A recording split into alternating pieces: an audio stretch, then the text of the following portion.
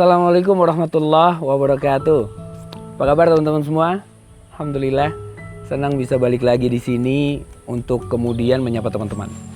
Teman-teman, kali ini saya mau ngebahas tentang suatu kebiasaan, ya, suatu karakter dari seseorang yang hobinya jadi followers, ikut-ikutan.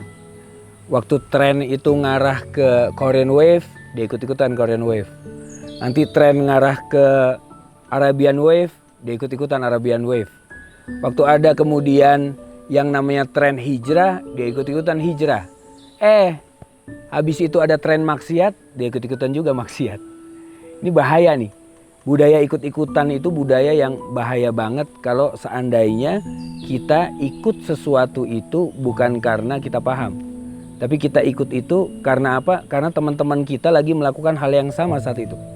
Kita ikut gara-gara apa? Gara-gara saat itu semuanya lagi ngaji semua, ikut ngaji dia.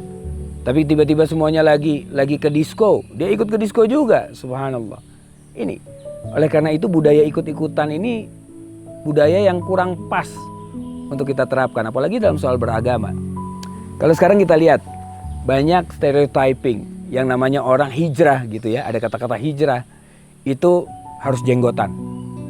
Hijrah harus pakai gamis. Hijrah celananya harus naik di atas mata kaki. Tapi anehnya baca Qur'annya nggak hijrah-hijrah. Anehnya baca kitab hadisnya nggak hijrah-hijrah juga. Jadi hijrahnya penampilan aja. Dia pikir dengan penampilan yang model seperti itu kaki sebelah udah masuk ke dalam surga. Jauh banget ya. Bukan hanya penampilan, bukan hanya luar secara zahir saja, tapi yang penting dia paham itu.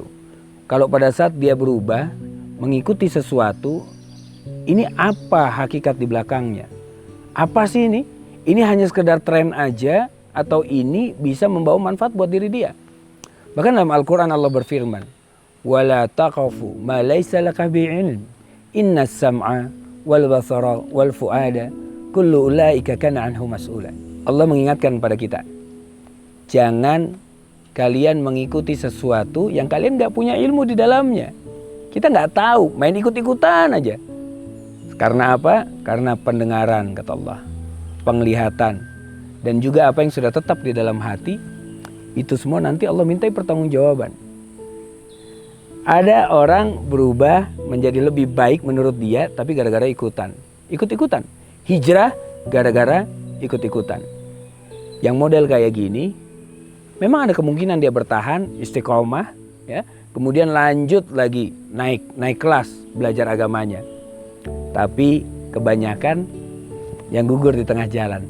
Kebanyakan yang namanya semangatnya itu langsung turun drastis pada saat apa? Pada saat kemudian Allah berikan ujian di dalam hijrahnya. Ujian di dalam usaha dia untuk berubah. Karena memang janji Allah, orang yang hijrah, orang yang kembali ke jalan Allah, bahasa kitabnya taubatlah kira-kira begitu ya. Orang yang kemudian menyatakan, ya Allah, hamba mau kembali lagi ke jalanmu ya Allah. Ya Allah, hamba taubat ya Allah. Ya Allah, hamba hijrah ya Allah. Kata Allah apa? Nanti dulu, buktiin dulu ya. Sama kayak pada saat kita seseorang nih, entah pasangan, entah teman dekat, dia melakukan suatu kesalahan, minta maaf sama kita. Gue udah berubah bro.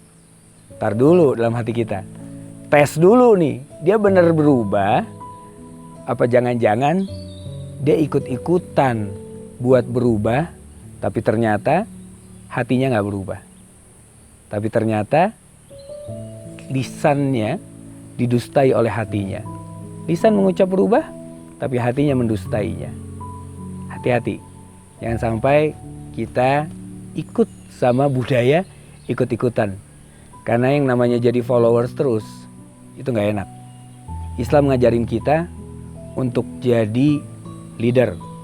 Islam ngajarin kita untuk jadi subjek, bukan objek. Jadi pioneer, bukan jadi followers. Insyaallah, kalau kita belajar Islam dengan baik, belajar agama dengan baik, dan berubah bukan karena ikut-ikutan, maka Allah pun akan memberikan cahaya hidayah kepada kita, jadi istiqomah kita, dan juga bisa menginspirasi banyak orang. Assalamualaikum warahmatullahi wabarakatuh.